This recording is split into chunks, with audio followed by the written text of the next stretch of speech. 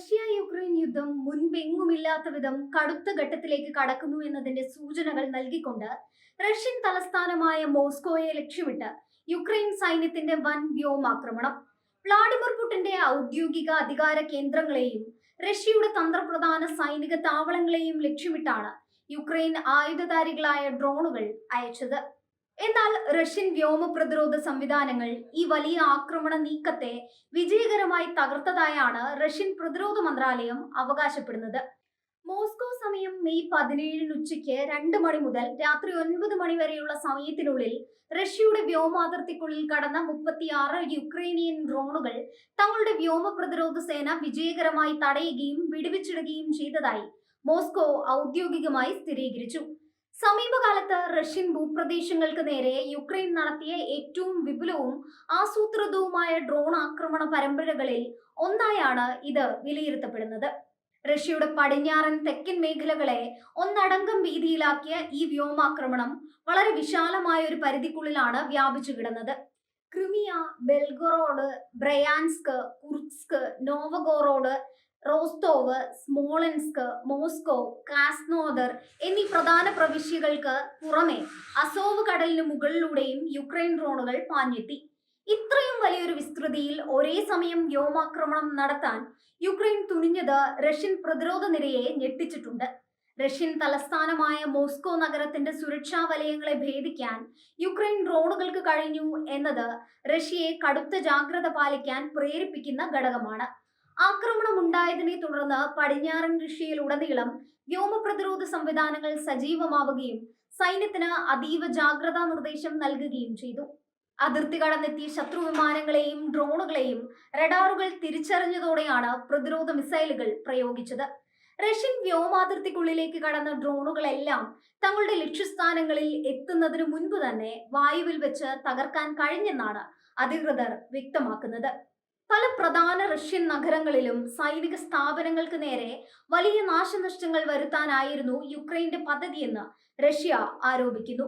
മുൻപ് നടന്നിട്ടുള്ള ഒറ്റപ്പെട്ട ആക്രമണങ്ങളിൽ നിന്നും വ്യത്യസ്തമായി വളരെ ശക്തമായ വ്യൂഹങ്ങളായാണ് ഇത്തവണ ഡ്രോണുകൾ എത്തിയത്.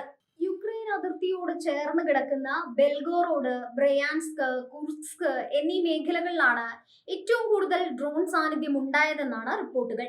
ഈ പ്രദേശങ്ങളിലെ ജനങ്ങൾ സ്ഫോടന ശബ്ദം കേട്ട് പരിഭ്രാന്തരായി സുരക്ഷിത കേന്ദ്രങ്ങളിലേക്ക് മാറിയതായും വാർത്തകളുണ്ട്.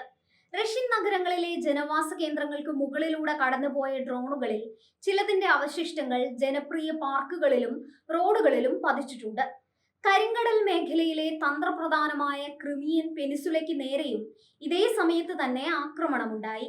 റഷ്യൻ നാവികസേനയുടെ പ്രധാന താവളങ്ങൾ സ്ഥിതി ചെയ്യുന്ന ക്രിമിയയെ ലക്ഷ്യമിട്ട് വന്ന ഡ്രോണുകളെ പ്രതിരോധിക്കാൻ റഷ്യൻ കപ്പലുകളിലെ ആന്റി എയർക്രാഫ്റ്റ് ഗണ്ണുകളും ഉപയോഗിക്കേണ്ടി വന്നു. അസോവ് കടലിന് മുകളിൽ വെച്ചും നിരവധി ഡ്രോണുകൾ വെടിവെച്ചിട്ടതായി പ്രതിരോധ മന്ത്രാലയം പുറത്തുവിട്ട പ്രസ്താവനയിൽ പറയുന്നു. കഴിഞ്ഞ കുറച്ചാഴ്ചകളായി റഷ്യയുടെ ഉള്ളിലെ എണ്ണ ശുദ്ധീകരണശാലകളെയും ഊർജ നിലയങ്ങളെയും ലക്ഷ്യമിട്ട് യുക്രൈൻ ഡ്രോൺ ആക്രമണങ്ങൾ ശക്തമാക്കിയിരുന്നു. റഷ്യയുടെ സാമ്പത്തിക സ്രോതസ്സുകളെ തകർക്കുക എന്ന ലക്ഷ്യത്തോടെയാണ് യുക്രൈൻ ഇത്തരം അതിർത്തി കടന്നുള്ള ആക്രമണങ്ങൾ നടത്തുന്നത്.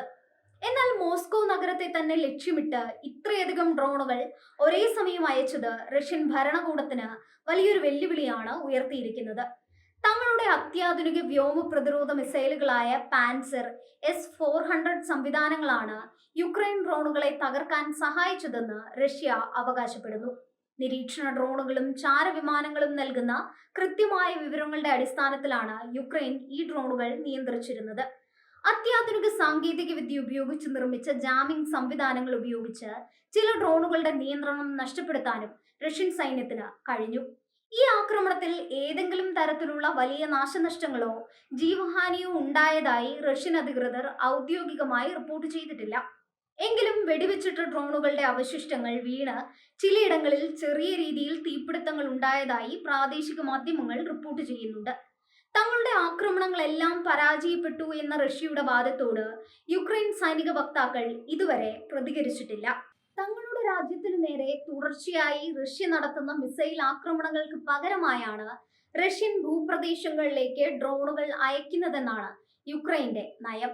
റഷ്യൻ ജനതയും യുദ്ധത്തിന്റെ ഭീകരത അറിയണമെന്നും തങ്ങളുടെ നഗരങ്ങൾ തകർക്കുന്ന റഷ്യൻ സൈന്യത്തിന് അവരുടെ സ്വന്തം മണ്ണിൽ വെച്ച് തന്നെ തിരിച്ചടി നൽകുമെന്നും യുക്രൈൻ പ്രസിഡന്റ് വ്ളോഡിമിർ സെലൻസ്കി നേരത്തെ തന്നെ വ്യക്തമാക്കിയിട്ടുള്ളതാണ്.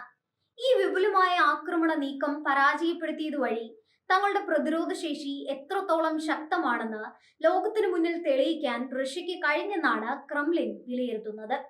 മോസ്കോ പോലുള്ള അതീവ സുരക്ഷയുള്ള നഗരങ്ങളിലേക്ക് കടക്കാൻ ശ്രമിക്കുന്ന ഏത് ശത്രുവിനെയും തകർക്കാൻ തങ്ങളുടെ സൈന്യത്തിന് കഴിയുമെന്ന് റഷ്യൻ മാധ്യമങ്ങൾ റിപ്പോർട്ട് ചെയ്യുന്നു. റഷ്യൻ ജനതയ്ക്ക് ആത്മവിശ്വാസം നൽകാൻ ഈ വിജയം ഭരണകൂടം ഉപയോഗിക്കുന്നുണ്ട്. എന്നിരുന്നാലും യുക്രൈന്റെ ഡ്രോൺ സാങ്കേതിക വിദ്യയിലുണ്ടായ മുന്നേറ്റം റഷ്യയെ കുറച്ചൊന്നുമല്ല ആശങ്കപ്പെടുത്തുന്നത്. റഷ്യയുടെ റഡാർ സംവിധാനങ്ങളുടെ കണ്ണുവെട്ടിച്ച് നൂറുകണക്കിന് കിലോമീറ്ററുകൾ ഉള്ളിലേക്ക് പറക്കാൻ ശേഷിയുള്ള ഡ്രോണുകളാണ് യുക്രൈൻ ഇപ്പോൾ നിർമ്മിക്കുന്നത്. പാശ്ചാത്യ രാജ്യങ്ങൾ നൽകുന്ന സാങ്കേതിക സഹായമാണ് യുക്രൈനെ ഇതിന് പ്രാപ്തരാക്കുന്നതെന്ന് റഷ്യൻ വിദേശകാര്യ മന്ത്രാലയം കുറ്റപ്പെടുത്തുന്നു. വരും ദിവസങ്ങളിൽ ഈ ആക്രമണത്തിന് പകരമായി യുക്രൈൻ നഗരങ്ങൾക്ക് നേരെ റഷ്യ കൂടുതൽ ശക്തമായ മിസൈൽ ഡ്രോൺ ആക്രമണങ്ങൾ അഴിച്ചുവിട്ടേക്കുമെന്നാണ് അന്താരാഷ്ട്ര സൈനിക നിരീക്ഷകർ കരുതുന്നത്. യുക്രൈന്റെ തലസ്ഥാനമായ കീവിനെ ലക്ഷ്യമിട്ട് വലിയ രീതിയിലുള്ള പ്രത്യാക്രമണത്തിന് റഷ്യൻ സൈന്യം കോപ്പുകൂട്ടുന്നതായാണ് സൂചനകൾ. ഇത് യുദ്ധം കൂടുതൽ വഷളാകാൻ കാരണമാകും. മെയ് 17 നടന്ന ഈ വലിയ ഡ്രോൺ ആക്രമണം റഷ്യ യുക്രൈൻ യുദ്ധത്തിലെ മറ്റൊരു നിർണായക അധ്യായമാണ്.